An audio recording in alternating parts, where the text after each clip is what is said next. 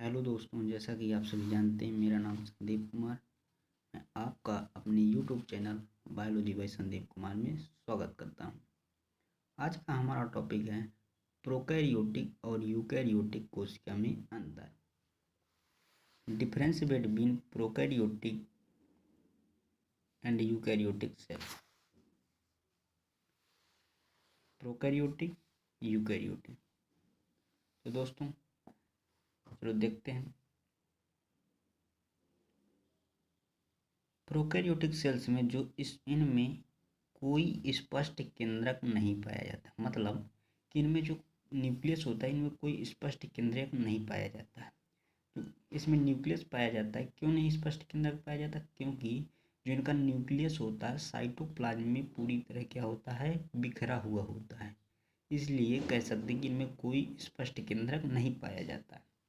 जबकि इनमें जो होता है इनमें एक स्पष्ट केंद्रक पाया जाता है, मतलब इनमें जो स्पष्ट केंद्रक जो पाया जाता है वह न्यूक्लियर मेम्ब्रेन से पूर्णतः घिरा होता है।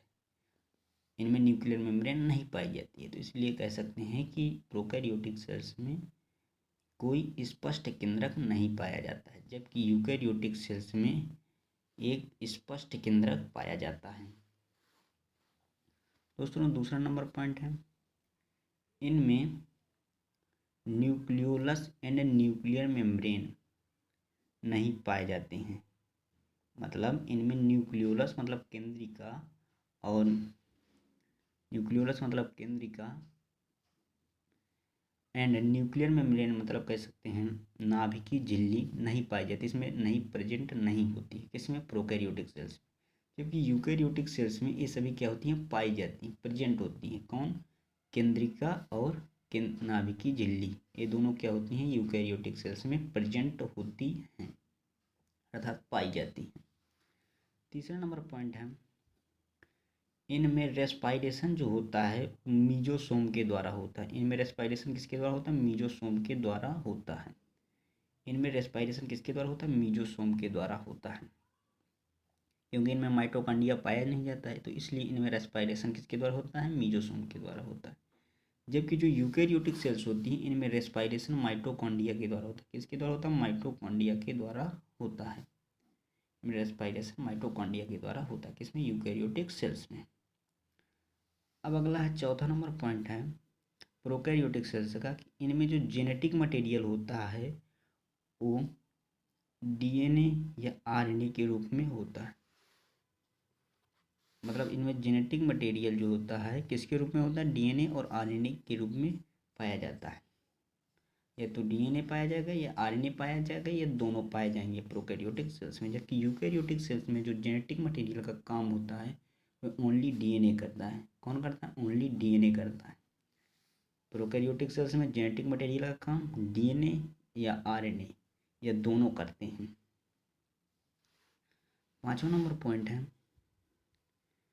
इनमें एमाइटोसिस डिवीजन पाया जाता है। जो सेल डिवीजन होता है इनमें कैसा सेल डिवीजन पाया जाता है? एमाइटोसिस। एमाइटोसिस का मतलब होता है कि एक सेल से दो सेल बनती हैं, लेकिन इसमें क्या होता है? डायरेक्ट सेल डिवीजन होता है। इसे एमाइटोसिस को डायरेक्ट सेल डिवीजन भी बोलते हैं, क्योंकि इसमें सबसे पहले न्यूक्लियस का डिवीजन होता है, वो भी डायरेक्ट होता है। इसमें कोई अन्य फेज नहीं आती है, इंटरफेज, मेटाफेज, एनाफेज इसमें नहीं आती है। जबकि इसमें क्या होता है, यूकैरियोटिक में इनमें मियोसिस एंड माइटोसिस डिवीजन होता है। इनमें मियोसिस और माइटोसिस प्रकार का डिवीजन होता है। समसूत्री और अर्धसूत्री विभाजन होता है।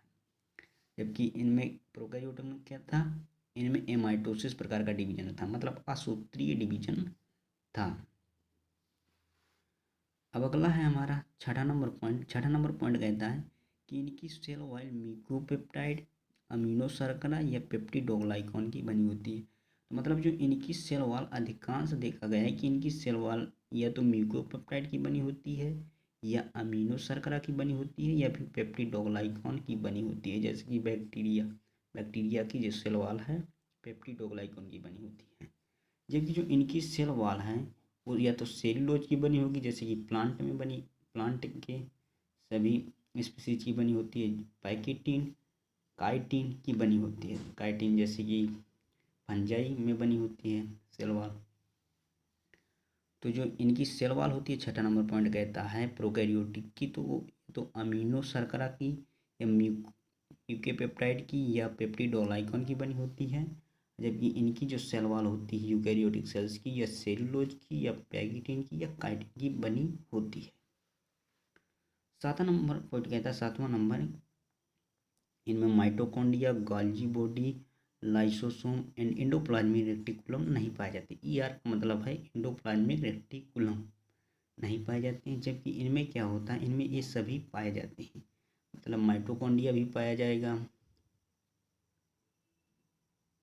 गोल्जी बॉडी भी पाई जाएगी एंड लाइसोसोम भी पाया जाएगा। तो इसमें क्या पाया जाता है, mitochondria, Golgi body and lysosome सभी पाए जाते हैं। और प्रोकैरियोटिक सेल्स में mitochondria, Golgi body and lysosome नहीं पाए जाते हैं, एंडोप्लाज्मिक रेटिकुलम नहीं पाए जाते हैं, जबकि यूकैरियोटिक सेल्स में ये सभी पाए जाते हैं। आठवां नंबर पॉइंट कह रहा है, इनमें 17S प्रकार का राइबोसोम पाया जाता है। किस प्रकार का, 17S प्रकार का राइबोसोम। जो राइबोसोम होता है मुख्यतः दो प्रकार का होता है, एक 17S प्रकार का, एक 18S प्रकार का।